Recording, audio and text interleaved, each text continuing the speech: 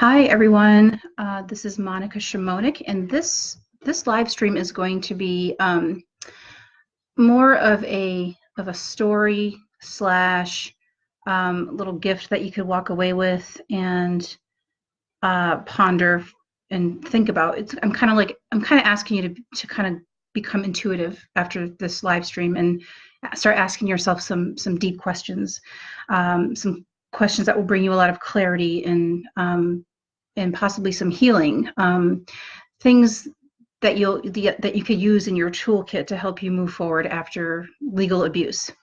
Okay, so the title of this live stream is, Does Sharing Your Legal Abuse Story Energize You?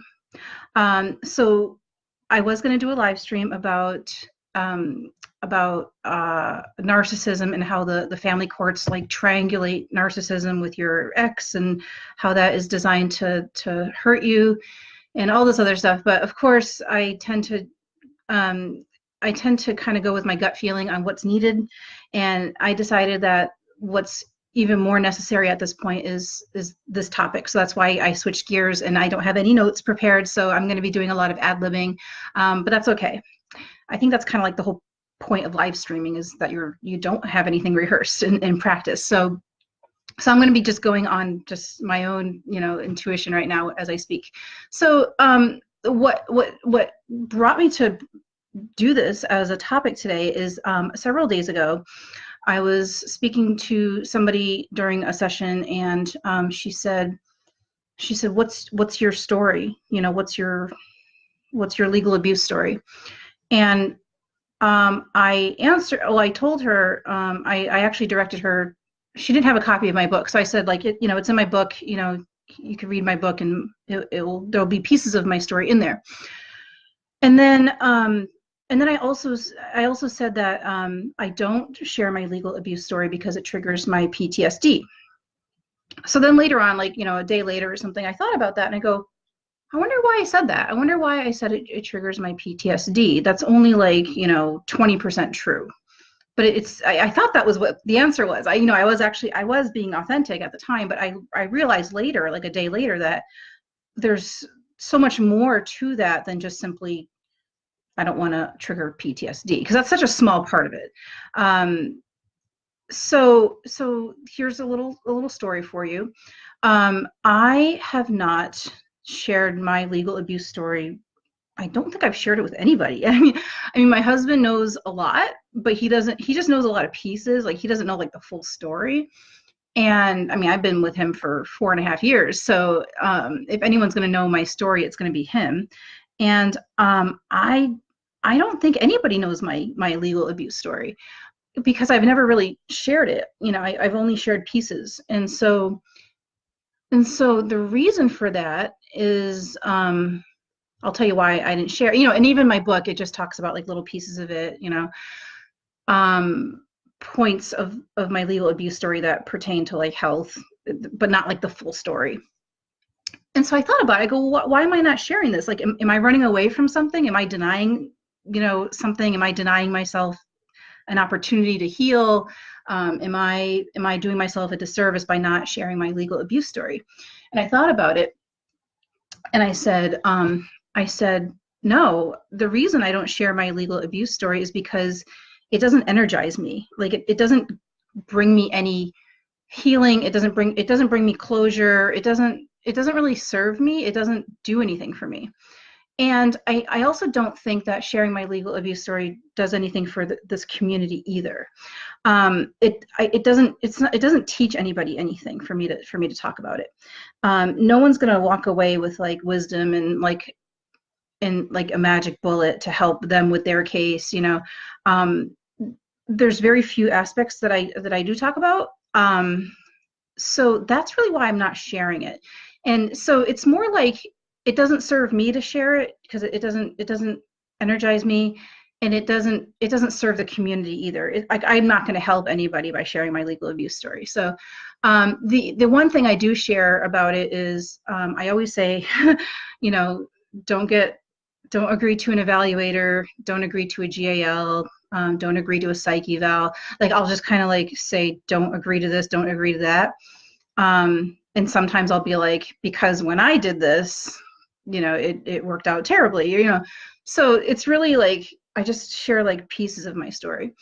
And so that said, you might find the opposite effect. You might find that if you share your legal abuse story, you're going to feel empowered by sharing it. So it's really like it's like what works for you. Does it work for you to share it? Does it not work for you? I notice in Facebook groups, people really do talk a lot about their story, the abuse that happened to them. And they make a lot of what happened to them about the abuser, whether the abuser is the guardian ad litem or the evaluator or the psychologist or the therapist or the judge or the other attorney or your court appointed attorney, all these people, the parenting coordinator, I don't even know, there's so many people. A lot of people make these things about them, what they did, all the things they did, and they don't really talk about themselves in this. I notice, because I read, and I notice that it's always like, this person did this person did that, this person did this. Yeah, Jen, that's beautiful. Actually, I don't know if you caught me saying this earlier, but I did share that I don't get any freedom or healing out of telling my story, and I also feel like it doesn't serve anyone else either. But anyway, so this is what I want you to do. This is like a little exercise. If you find that you're constantly talking about like the GAL and the judge and what a jerk the judge is and all this other stuff, if you find that you do that a lot, that's fine. That might be healing for you. Okay. So what I'm going to do is ask yourself, after you do it, ask yourself, do I feel empowered, or do I feel drained? Do I feel energized, or do I feel bad about myself? Do I feel like the rest of my day is going to be better because I got this off my chest? Or do I feel sad because I just relived my legal abuse? So it's really up to you, and there's no right or wrong way to heal this, because this is grief. Okay, that's another thing. This is a grief story. What happened to you in the court is a grief story. You suffered a loss. You either lost custody, or you lost a lot of parenting time, or you lost access to your kids, or you lost a lot of money. You lost your marital home. You lost your dignity. I think I said money. You lost your reputation. You may have lost a job. Maybe you got fired from your job because you took too many days in court, or you couldn't focus at your job because you were so focused on losing your kids in court. So there's a lot of losses, okay? And so when there's loss, there's grief. And so you have to treat this like a grief story, and you have to put yourself through the 5 stages of grief. And so I believe that sharing a legal abuse story is empowering, and it is healing. But in my case, I think I only had to share my story like once or twice before I was like done with that phase of the healing. Does that make sense? So I believe I shared it a few times, like with some friends, like way back in the day. And I just felt like I never had to share it again after that. So, but you might decide that you have to keep sharing because you're still in that phase where that's necessary. And it doesn't matter if you're 5 years in or 10 years in. Like my husband shares his story all the time. And so that's what works for him. And I ask him, I'm like, Peter, how do you feel after you share this? Do you feel better, or do you feel worse? And Peter's like, oh, I feel great. And it's true. Like my husband is like so relaxed in the evening. Like he watches Star Trek and he goes through his war game collection, and you would never know that he was a part of all this family court corruption. So another reason why I don't share my story, and this is another thing you need to ask yourself, are you serving anyone else? Like, is it helpful to someone else? Is it going to improve somebody else's day? Maybe it will, maybe it won't. Find out what your intentions are. Like, are you sharing to bring somebody else up or to empower somebody? And if you find that that's helpful for you to know that you're helping somebody, then go ahead and do that. Okay. So there's really no right or wrong way to do it. What I do is I provide health coaching so that mothers could like rebuild their identity and rebuild their life and rebuild their health after they lost their kids. So in my system, I don't really focus on the story with them. And what I tell my clients, I say, you know, oftentimes when we've been abused, we tend to make things about the abuser and what happened to us and all this other stuff. And there's really no freedom in that. In terms of moving forward in your life and coming out of these toxic behaviors that you've been in for so long, in this vortex of pain and confusion and feeling abandoned by the legal system and realizing that you live in a culture where there is no justice. So that's very difficult to get out of. And that's another loss, by the way, loss in faith in the system. That's really big. That's really, really big. Like I remember it was sometime like late 2013. So it's been like actually it was right before Thanksgiving. It was this time of year in 2013 where I looked at my court orders because I had just finished another trial. And I said, oh my God, like we live in a justiceless system. And I was already in this for like years, but I was like, that was really sad to me, knowing that there is no justice, and that was another loss. So there's a lot of losses. So it's a grief story. So you have to like determine what are you getting out of sharing your story? Is it healing or is it draining? Is it hurting you? So ask yourself that. And if it's not serving you to share your legal abuse story and talk about the lies, and the so-and-so, walked away with $20,000 of my money. And, like my husband and I, we've been in this over 20 years combined. So I think he's 12 years in and I'm like 9 years in, something like that. And we have been through everything. We have done incarceration. We've seen, we've had a lot. Like we've been through everything. So there's nothing that I'm going to learn out of hearing other people's stories. Everything that people share with me, I've already experienced either through myself or through my husband. So there's nothing new. And what else? So that's a little takeaway that I hope that you can walk away with today. And let's see if there's any questions.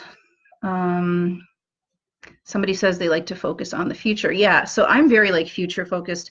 My husband, on the other hand, he looks into the future as well, but he's more about correcting the current wrongs. Like he's more about righting the wrongs. He's got a very strong sense of the need to get justice, and I respect him for that. And we really balance each other out.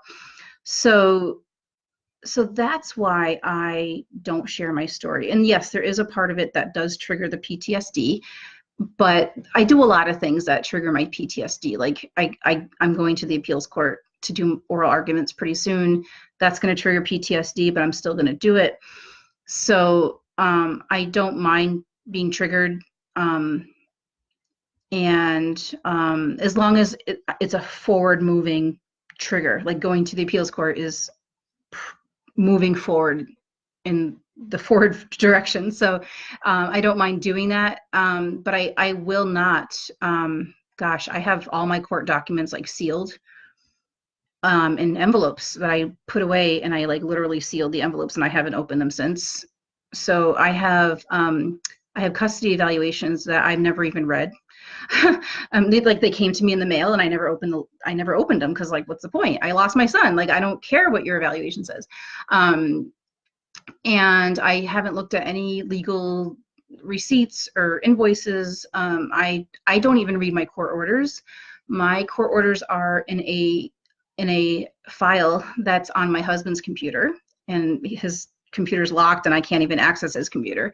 So even now, like we have Thanksgiving next week, and I asked my husband, I'm like, find out if I have Thanksgiving next year or this next week with my son, because I will not read my court orders. I've never read my court orders. I don't think I've ever even had my court orders in my hands before. So I just stay away from all that. But that's what works for me. that might not work for you. You might need to process things. So just ask yourself, what am I getting out of this? And if you're not getting anything out of it, and if it's actually hurting you, then I recommend that you stop doing it. I'm not trying to silence you and say don't share your story. Just only share if it serves you, and don't share if it doesn't serve you. And that's what I'm going to leave you with. And I think you'll get a lot of results out of that. And I think we're going to be ending. Today was a weird day. I usually go for 30 minutes, but today is a really weird day. So we had a storm yesterday, and I had to move all my clients to today, and like things just got really messed up. And yes, Jen, I like that you're focusing on your health. That's very empowering. I'm sure you're getting a lot of freedom in that. I'd be interested in seeing what you're doing. And find out, for all of you watching, find out where you can get freedom. Can you get freedom by telling your story? Can you get freedom by not telling your story? So find out what you're getting out of it. So I'm going to be leaving on that note. And next week, I'm not doing my live stream on Friday. I'm actually doing my live stream on Thursday morning, Thanksgiving morning. I believe probably around 10 o'clock in the morning, because I want to give you all another gift Thanksgiving morning. So I'm going to be cooking for 20 people, but I'm going to leave the kitchen. So I'm going to get that turkey in the oven, and I'm going to come back to you all at about 10 o'clock, 9:30 possibly, and do another live stream, because I have a wonderful gift for you, and I'm very excited about that. So there's not going to be a live stream next Friday, the 23rd. Okay, it's going to be on Thanksgiving morning instead of Friday evening. And also from now on, my live streams are going to be Fridays at 6 p.m. Eastern time, 5 p.m. Central, 4 p.m. Mountain, and 3 p.m. Pacific, because I'm now a part of a small group of published authors called the 4 at 4, and I'll tag their page. Well, it's kind of my page too, because I'm part of it. So let me do that here. The 4 at, oops, I'm going to tag that in the comments. We just launched like 3 weeks ago. And basically it's 4 published authors, myself and 3 others. We come together and we talk about family court related topics and all sorts of things. So go ahead and check that page out. It's a channel, and we're looking to kind of get really big with it too. We're looking to really expand and be seen. I can't talk. It's late on a Friday night, so I haven't even had dinner yet. So I'm going to be ending, and I appreciate you all coming on. I know that this is a time of year where things are just crazy and difficult. So it's good to just kind of walk away sometimes with some gifts. And so next week, there's going to be another thing that you could walk away with. So I hope you all have a wonderful weekend, and you stay warm, stay bundled up, and we will meet each other next Thursday. Thank you so much. Bye-bye.